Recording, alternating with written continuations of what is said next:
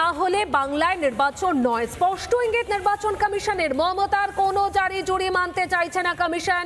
WBCS অফিসারদের suspension নিয়ে মারাত্মক চাপে নবান্ন। আর এই বিষয়ে আমাদের সিনিয়র এডিটর ময়ূক রঞ্জন ঘোষ কথা বলেছিলেন বিরোধী দলনেতা শুভেন্দু অধিকারীর সঙ্গে। কথোপকথনে কি উঠে এলো শোনাই আপনাদের।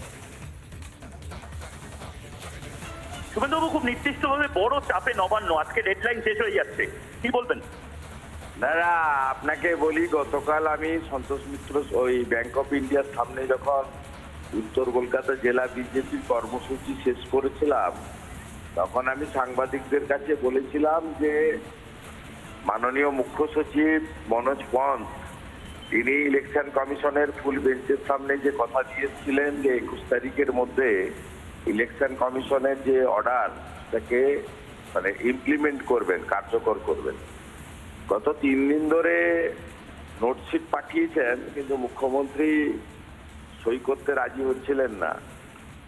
তাতে আমি গতকাল বলেছি যে নবান্ন থেকে প্রচুর আধিকারিকরা আছেন যারা এই অন্যায় এবং অসাংবিধানিক কাজকে সমর্থন করেন না, মুখ্যমন্ত্রীর বসংবোধ হতে থাকতে চান না। তারাই কালকে আমাকে জানিয়েছিলেন যে সাসপেনশনের সুপারিশ তারা করছেন, মানে সাসপেন্ড করছেন 4 জনকে, কিন্তু এফআইআর করবেন না।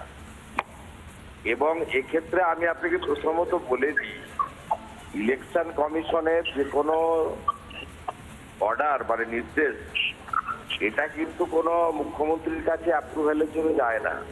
এটা এক্সিকিউট করার দায়িত্ব কিন্তু ব্যুরোক্রেসির, মানে সেটা ডিস্ট্রিক্ট লেভেল হতে পারে বা স্টেট লেভেলে চিফ সেক্রেটারি হতে পারে। এরা পশ্চিমবঙ্গের ব্যবস্থাটা রাজ্যের অন্যান্য রাজ্যের তুলনায় সম্পূর্ণ স্বতন্ত্র করে রেখেছে। এরা মুখ্যমন্ত্রীর কাছে পাঠিয়েছেন এবং ইলেকশন কমিশন কোনো নির্দেশ দিলে তাকে পরিবর্তন বা তার মানে কারেকশন বা মডিফাই করতে একমাত্র ইলেকশন কমিশনই পারেন। ইলেকশন কমিশনের কিন্তু পরিষ্কার নির্দেশ আছে, যে নির্দেশ এখনো প্রত্যাহার হয়নি, সাসপেনশন এবং এফআইআর।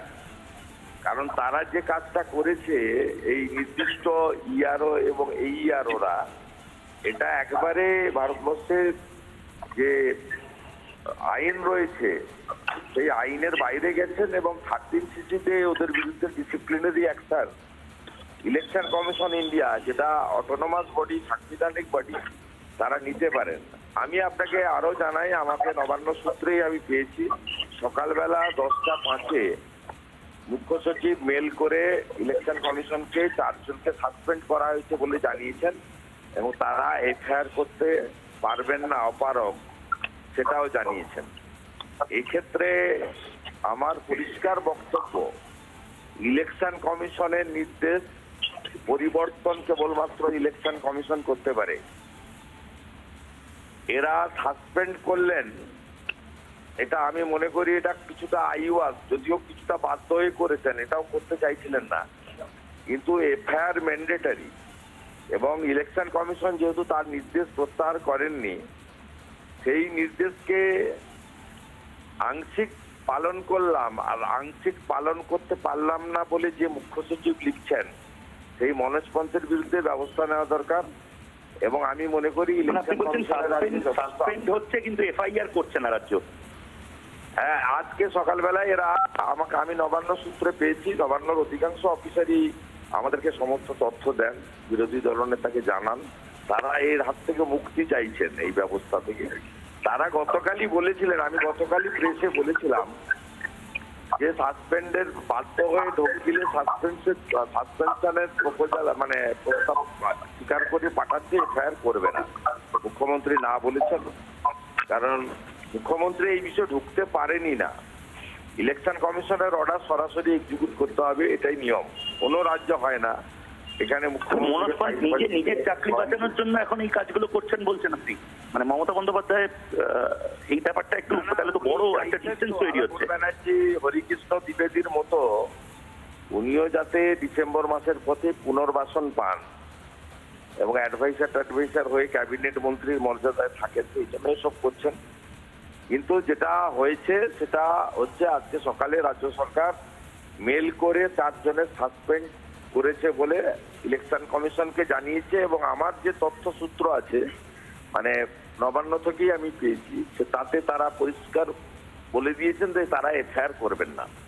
আমি মনে করি এটা ইলেকশন কমিশনের তার কোনো নির্দেশ প্রত্যাহার বা পরিবর্তন একমাত্র ইলেকশন কমিশনই করতে পারে। এখান থেকে যেটা করলেন এটা সরাসরি ইলেকশন কমিশনের যে আইন আর্টিকেল 324 থেকে 329 সংবিধান দিয়ে গেছে এবং 13 সিসিতে যে ডিসিপ্লিনারি অ্যাকশন নেওয়ার চূড়ান্ত সিদ্ধান্ত ক্ষমতা ইলেকশন কমিশনকে দিয়েছে, কার্যত তাকে কিন্তু এই রাজ্যের মুখ্য সচিব সেটাকে নিজেই পরিবর্তন করে দিলেন। এটা তিনি করতে পারেন না, তাই সাসপেন্ড হয়েছে এটাও যেমন ঠিক, পার্সিয়ালি বাধ্য হয়েছে, কিন্তু এফআইআর এর পার্টটা ইলেকশন কমিশন যতক্ষণ না প্রত্যাহার করছে বা কনসিডার করছে মুখ্য সচিব এটা করতে পারেন না। কিন্তু ইলেকশন কমিশনের কাছে as per law, as per rules enough scope রয়েছে, তারা সরাসরি কিন্তু এফআইআর করতে পারেন। সেটা সিও অফিস থেকে এখানে করতে পারেন, দিল্লিতেও করতে পারেন।